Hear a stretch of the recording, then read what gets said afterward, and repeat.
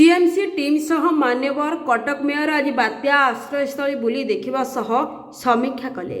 आज बात्या दाना परीक्षा रे मान्यवर कटक मेयर श्री सुभाषिंह सह सीएमसी रो टीम भिन्न भिन्न बात्या आश्रयस्थली बुली देखिबा सह सेठाकार परिवेश आलोकीकरण शौचालय सुविधा 24/7 लाइट एवं पानीय जलर व्यवस्था मध्य निजे बुली बुली करी देखिथिले। सूचना अनुसार जे समस्त बात्या आश्रयस्थली गुड़िकरे सीएमसी तरफ एक ऑफिसर नियोजित करा जायछि।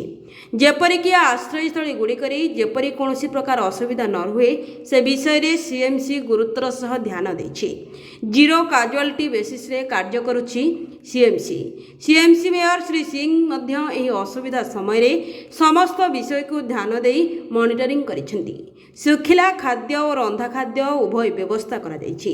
एपरिक आज मान्यवर मेयर श्री सिंह गोराकबर स्कूल बात्या आश्रयस्थली बुली देखिबा समय रे निजे आश्रयस्थली बासिंदा को खाद्य परिवा सह से रंधा खाद्य खाई खाद्यर मान परखिथिले।